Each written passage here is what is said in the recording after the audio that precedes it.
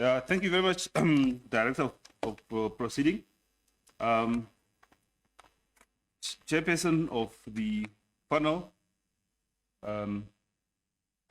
the Mayor of the City of Windhoek, fellow residents of the city, fellow Namibians. The topic that I'm given today is really about the future of Windhoek, and that's what I'm going to talk about. My name is Eino Mvula, and I'm here to present you the New Deal. So I'm going to take you through my personal profile, the City of Windhoek's SWOT analysis that I've carried out, the environmental scaling, the envisaged vision for the city, and the first 100 days in terms of what I'm going to do once I take office. So this is who I am, and I'm going to narrate it in the context of, I think there's something wrong, sorry. Your setup. Just bear with us for a second. Allow IT to assist.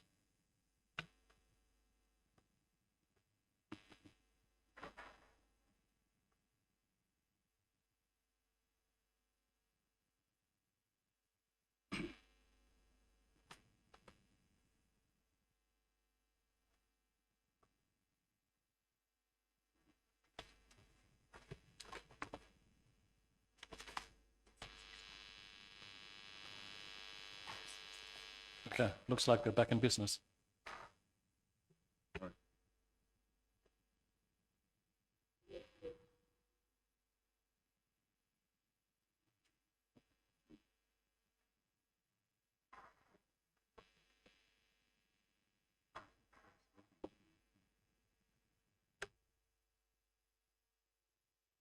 Sorry about that.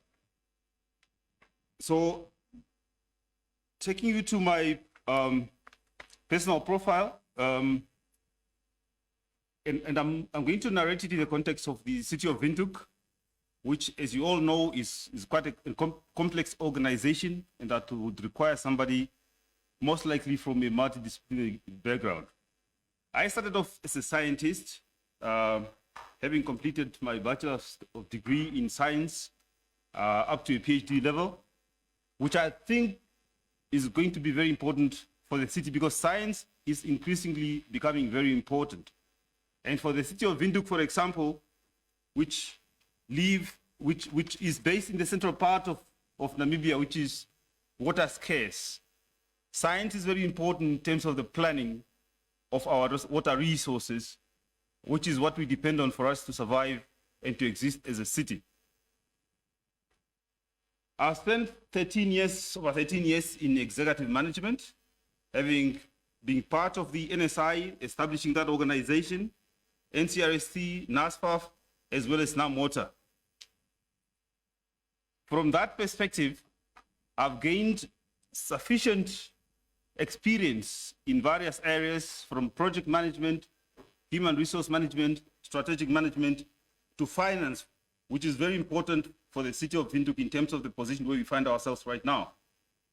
In terms of achievements, I've been involved in the establishment of the NCRST from the beginning, the NSI from the beginning, basically from scratch, starting with the formulation of policies that never existed, up to having that institution established as an existing organization. I'm currently working at NAMWater, where I manage water infrastructure that provide water to the city, as well as contribute and facilitate the development of water resource infrastructure that are necessary for us to ensure that we've got a security of supply going forward. In terms of the SWOT analysis that I had to carry out, basically for us to understand what are the strengths, weaknesses, and opportunity and threats that we have as a city, I've identified them as follow. That we're fortunate in terms of strength, we've got existing infrastructure that we can use. We've got a very strong asset base. If you look into the financials, about 20 billion. We've got an area in terms of size that Windhoek has expanded to a size of about 5,140 square kilometer, with only a population of 440,000 people. Sorry for that error. So you can just imagine in terms of the population density that what that basically means for one person can be allocated a hectare, if you just work it out in terms of numbers. So that's quite a strength. On the weaknesses side, we have issues of governance that has been existing. We had issues of stagnant revenue that existed, with issues of high debt level. And also something that is very worrisome, obviously, is a disclaimer in terms of the opinion from the Auditor General. Low staff morale is also of concern. So we've also got the threats such as economic downturn that we are facing at the moment. But we must also embrace the opportunity that are presented to us so that we can take advantage of them. For example, in the form of the enabling and legislative environment.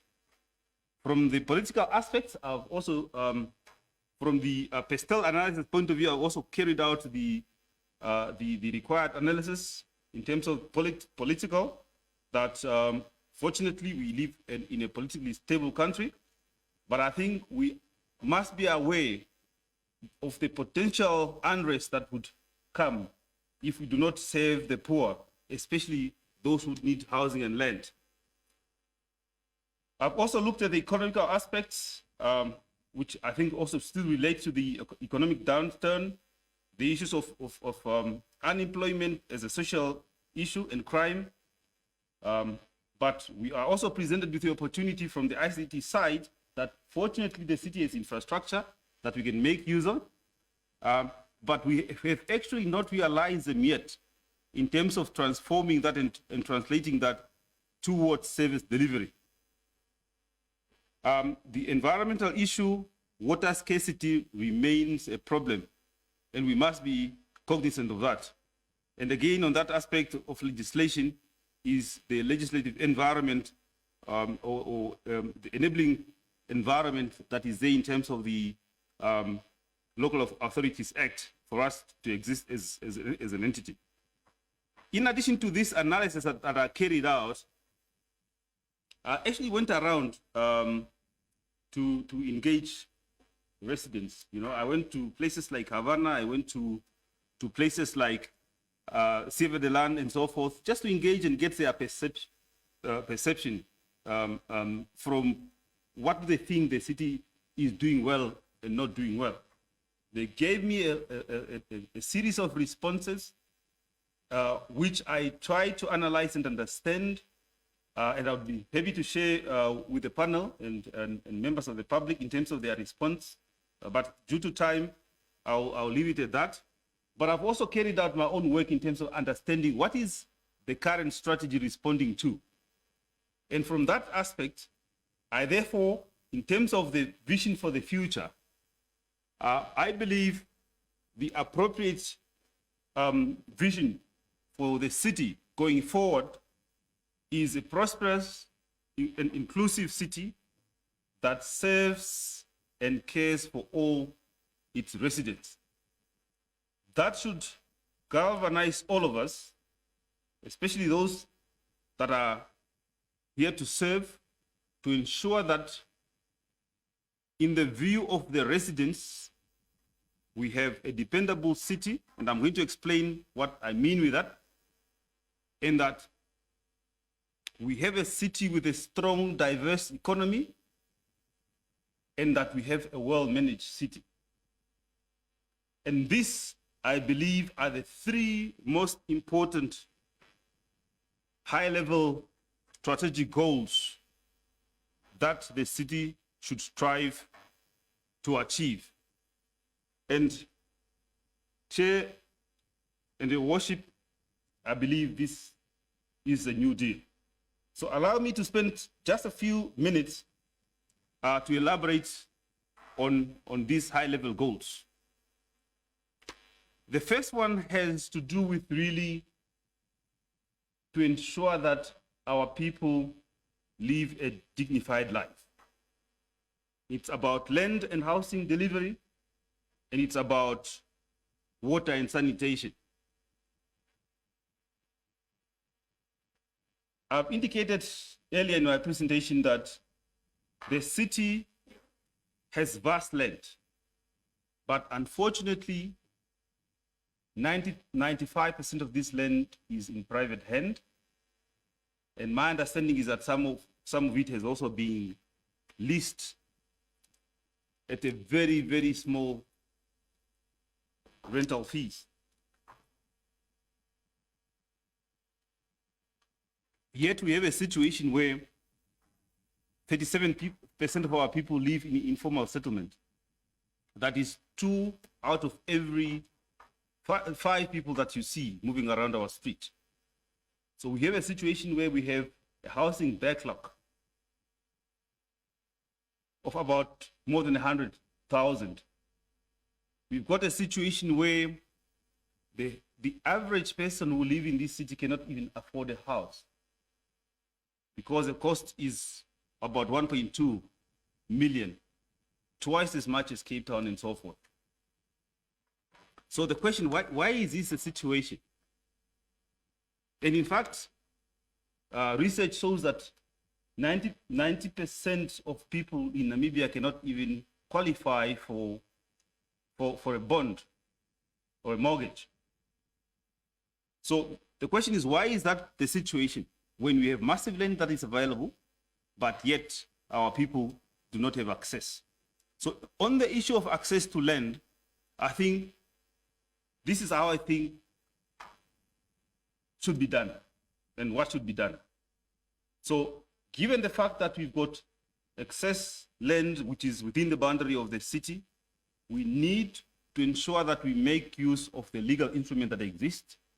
For example, the Constitution provides for the expropriation of land with obviously just compensation, so that that land can be developed by the city itself and not by private developers, by the city itself. And our people can be given land on a cost recovery basis, meaning that basically the city can charge for what it has put in as input in servicing that land. Because when I did even the analysis in terms of the financials, the revenue stream that comes from service land is only 1% of profit. So why bother then? So we need to cut out the middlemen from the equation. The same applies to sanitation, and that is still on that goal of a dependable city. So many of our people live in informal settlement without access to sanitation. And in fact, they get infected with poverty diseases such as cholera, such as hepatitis E, in the country of ours. So we need to make sure, in my mind, that we accelerate the delivery of sanitation and water to those areas so that our people can live free of those diseases. How can we do it? I'm sure it can be done. Even in areas where it's so difficult to give each household a toilet, we can provide for toilets for common use. However, we need to make sure that there is no vandalism, and we need to make sure that they are cleaned. So we can also create an opportunity for our people who can man those very toilets to clean them and also to ensure that they are provided with security so that they are not vandalized. So, Chair, Your Worship, allow me now to move to this second high-level strategic goal that I think is very important and that speaks to a city with a diverse economy and very strong. So here what I have in mind are two things: is employment creation and is the ease of doing business. In terms of employment creation, there is an opportunity for us to ensure that we invest in innovation and support innovation within our city. We need to ensure that we support the SMEs who are coming up, because those are the people who employ the great number of our residents. And on the ease of doing business, during my engagement with a few SMEs and many other people that are doing business within the city, they are complaining that the services sometimes that they get from the city takes forever. Whether it's you are requesting for the rezoning of an area to a business, whether you just apply merely for a fitness certificate. So why does it take so long? So we have IT solutions that can help us to accelerate some of these processes. So automate them and also allow for the applicants to be able to track their application from the time they launch their application to the time they receive the outcome of their application. It should be possible and it can be done. The last but not least of these goals is a well-managed city. And this, I think, is the mother of all, and it really relates to governance, it relates to leadership, and it relates to financial sustainability. And that, I think, is part of the topic that was given to us. I want to spend a little bit more time on financial sustainability. Doctor, your time is expiring. Please conclude.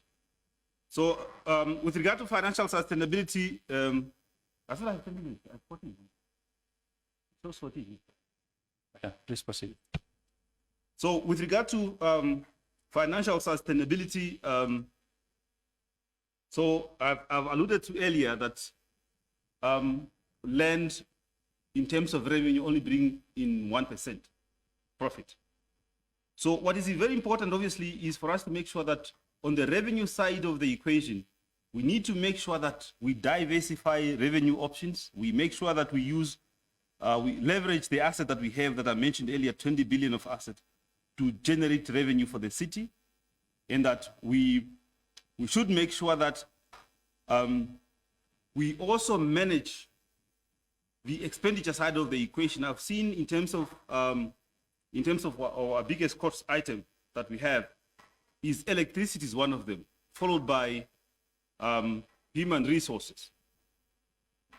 So the question we need to ask ourselves, what are the options that we can explore in terms of strengthening our own or generating our own electricity? Exploring the options of green technology, including even allowing residents or encouraging them to invest in solar geysers or rooftop solar panels, so that they can also make their own income in terms of feeding that excess into the grid. I think these are the options that we need to explore, and it can be done. So going forward,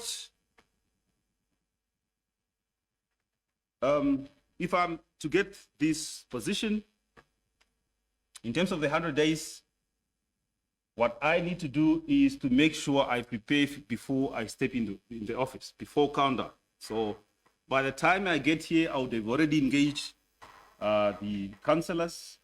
I would have already engaged part of the core of the management team, the executive management team, because it's quite important that one create that rapport. It is quite important that one engage the stakeholders so that you understand what is expected of you once you step in the office.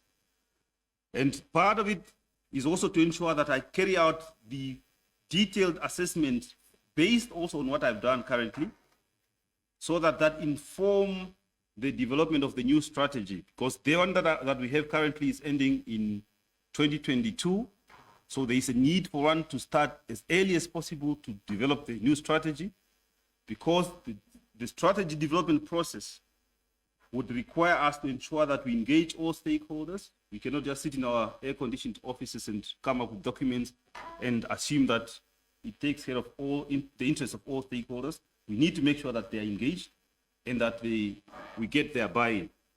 And that will then allow us to implement a strategy that will transform the city into the future. But the implementation of that strategy would require change management. And that is what you'd expect from me if I take office. And ladies and gentlemen, to conclude, that is the New Deal that I intended to present to you. Thank you very much. Thank you, Dr. Mvula. Let's take some questions from the panelists. Can we start with Mr. Mayambela? Any questions? Yes, thank you, Dr. Mvula, for your presentation. I'll be very brief in my question. I interacted with you for more than 1 hour yesterday, and I actually want to leave the opportunity to the public to grill you. My simple question to you now: what could limit your chances of achieving these objectives that you have stated if you succeed and you become the CEO of the city of Eino?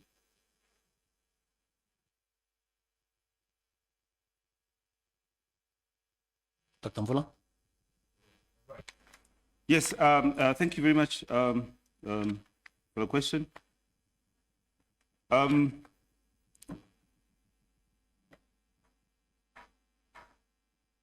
article published in the Harvard Business Review revealed that 67% of well-crafted strategy, or 67% of organizations with well-crafted strategies fail.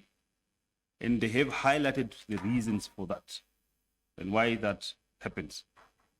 From my point of view, in terms of making sure that I do not become part of the statistics, the key things that I would have to do is to make sure that the goals that we set are clear, considered, and concise, and that they are measurable. I would have to make sure that I gain commitment both from the political leadership as well as from the executive leadership.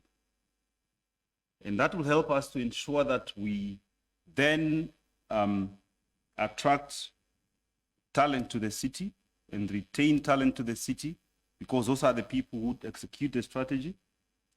I'll have to ensure that in terms of implementation, we are responsive to the ever-changing environment. That means agility, because the environment continuously changes, and so you need to adjust yourself both strategically and tactically. And I will need to ensure that we implement a robust monitoring and evaluation mechanism, and as well as a performance management system, so that the targets that we set for ourselves are cascaded downwards to each and every employee who is tasked to carry out the work for the city, and that there is a review process that is performed, and that those that do not perform are reprimanded accordingly, or at least we embrace the concept of the carrot and the stick and rewards those that perform. At the end of the day, I think this is what will take us to ensure that the strategy is implemented going forward. Thank you. Advocate Walters, any questions? Thank you.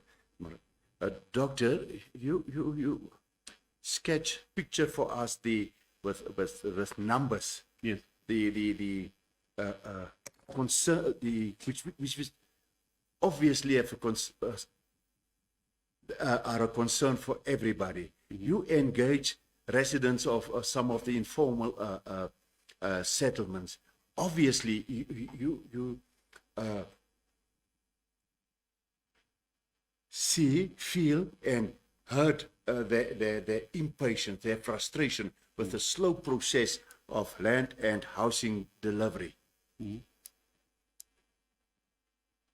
What kind of houses would you provide for those, as you can say, 92% or 90% cannot afford housing? Mm-hmm. Yeah. What kind of house will you provide for them? in order for them to live a dignified life. And then with that, also delivering access to water and sanitation. All these things, if people are unemployed, how would you deliver such housing, water, and sanitation where they cannot even afford money for a taxi to come to Windhoek to look for employment? Okay, thank you. So, in terms of housing delivery, okay, maybe let's start from the beginning. I've indicated that 90%, research has shown that 90% of people in Namibia are unlikely to qualify for a bond, right? But the reason is that the housing price is very high, an average 1.2 million. So, but the housing cost can be made lower. Why is it really high? Is because at the moment, I think mostly the land was developed by private developers or contractors who are basically aiming at profiteering. But what we are saying is, let's make use of the city to develop such land.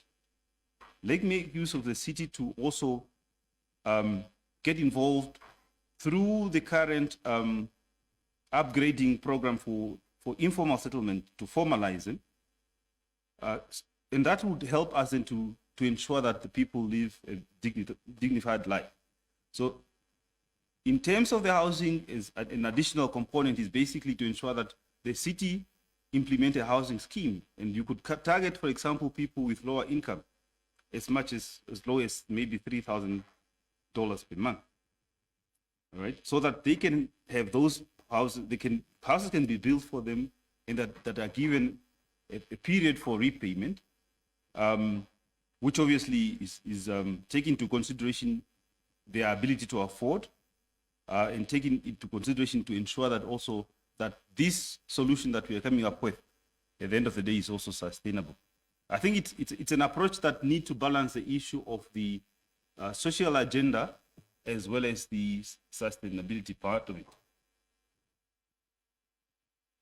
I hope I've answered your question. May I just follow up, Yes, Mr. Redmond, on another question? But what about the thousands of residents who cannot afford the 3,000 per month, who cannot even 1,000 per month?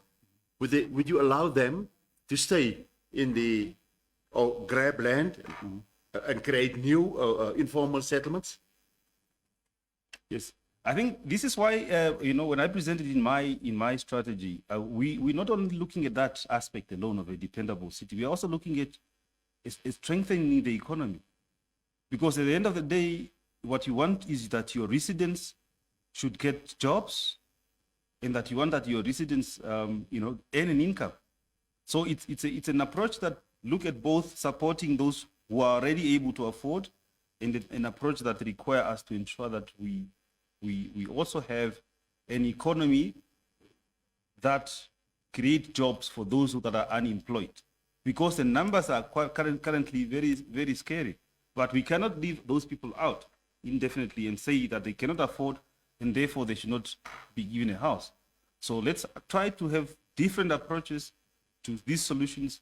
Part of it that should be towards developing housing for those, as well as making land available for those, and part of which should also then be for us to ensure that employment is created, because even during the development of land, during the construction of housing, employment will eventually be created. I think for me that would be the approach to it, but it doesn't mean that we must leave them out. They also are Namibians, and they deserve to be given an opportunity for them to live like everyone else. Because else, I think if I can add to that, COVID. If there's anything that we've learned from COVID-19 is that we are not safe until everybody is safe. So we should not allow other people to live in poverty indefinitely, because a hungry man, as they say, is an angry man.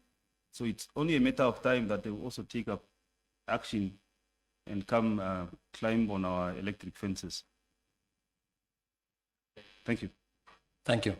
Kali, any questions? Mr. Uyepa, any questions? Thank you, moderator. I have one question. Dr. Mvula, in one of your statements, you said Windhoek has got a lot of land. That's true, and you also indicated that most of it is in the hands of the private landlords. And you are proposing that you would acquire that land using appropriate legal instruments that are in existence. For instance, expropriation, with, of course, just and fair compensation. Now, that alone requires money. And one of the reasons why the city is not acquiring that land at present is because it doesn't have money.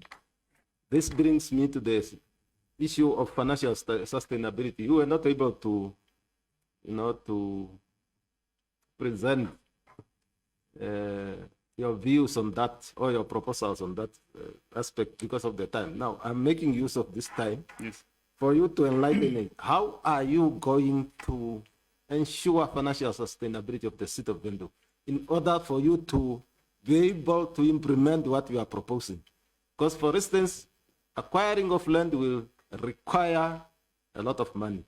It's not something that you can do without money. You need to compensate the current owners for you to acquire that land, and which you can then, of course, develop into townships for the purpose of giving it to those that need it.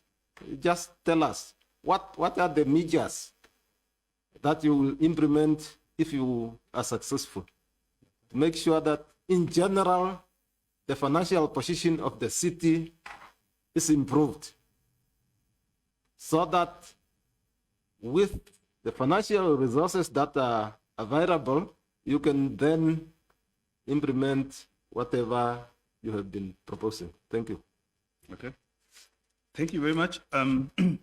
The situation of lack of land, if I may say, and the situation of let me say the crisis, the land crisis, and the housing crisis is man-made. Is not something that should exist in Namibia, given the size of our population, given the size of our country. You know, we are our country is of the same size as Nigeria. Nigeria has 175 million. We are 2.5 million. Why should land be expensive?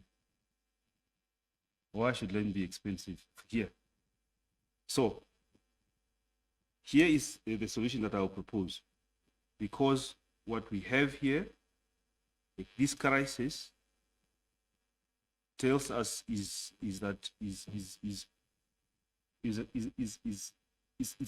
a market failure kind of a situation.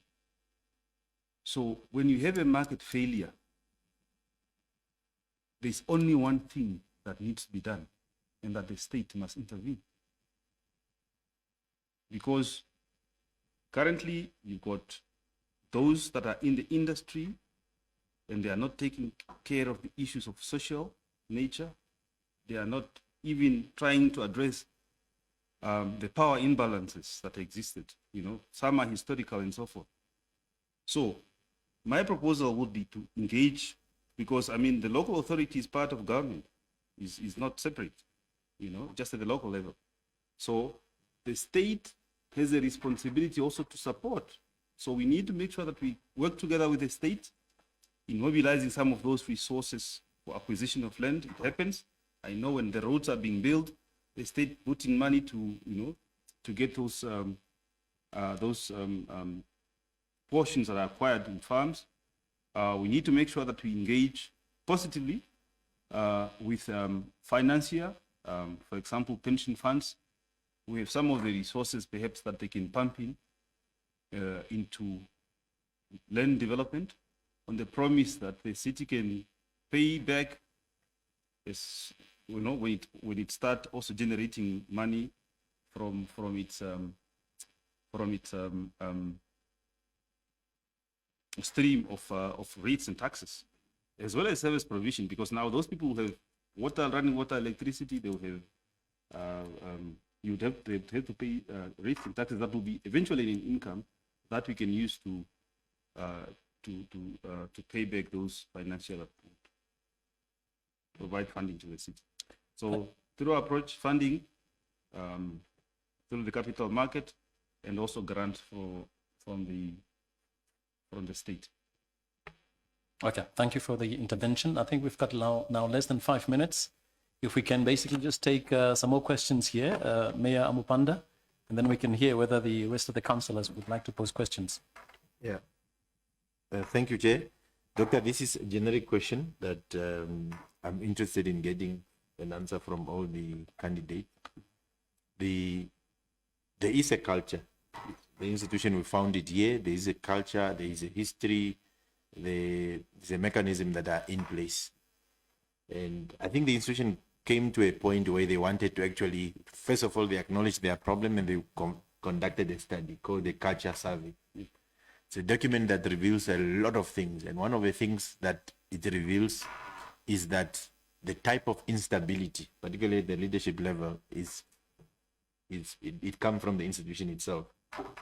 And you have a situation that is also collaborated outside what the study found, that you have a situation where the employees form a relationship with councillors, very toxic relationship, to an extent where they tell councillors what to say and things like that. As you know, unlike in other countries, we don't have executive mayors, we don't have full-time councillors. Councillors are part-time, mayors come here now and then. Yeah. But the key person who's the head of the administration is the CEO. You will then, if you are successful, you will then find yourself in that situation where others have also found themselves, where your subordinates have made relationship with your bosses or your board, so to say. And we've seen it playing itself out to an extent that the president is supposed to have intervened at State House. How would you deal with that? All right. Yeah, you spoke about culture. Two things. One thing that I think come out of the narrative that you indicated based on the survey is that we've got a situation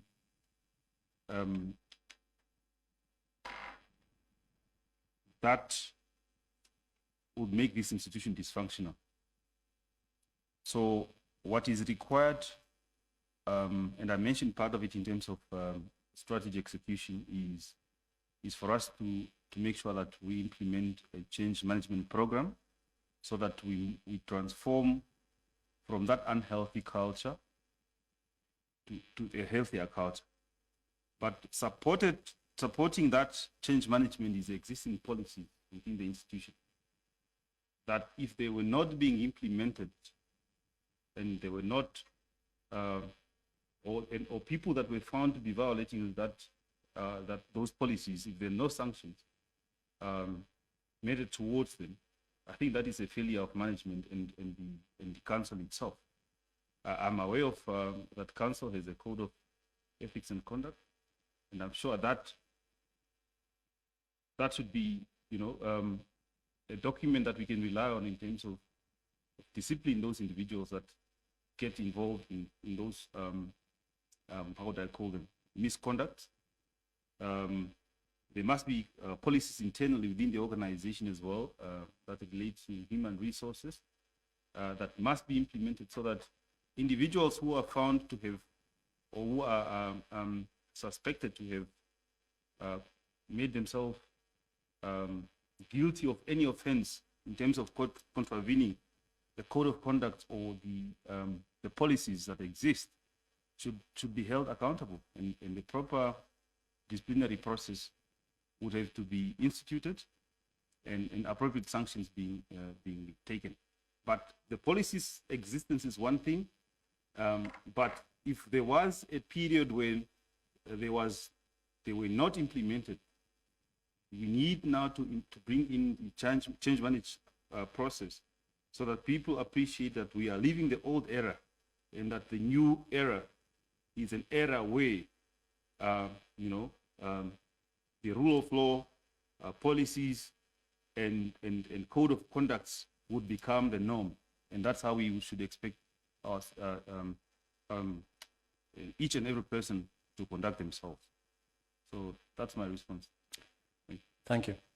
Just one last question from a member of the public, Dumisa in Commersdal.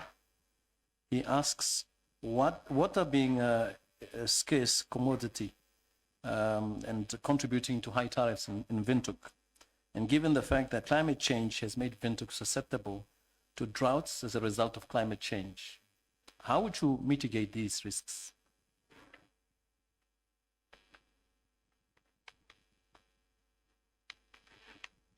Yes, I think I mentioned earlier part of my presentation that the central area of Namibia where Windhoek is situated is prone to drought, and we have experienced that also in 2015.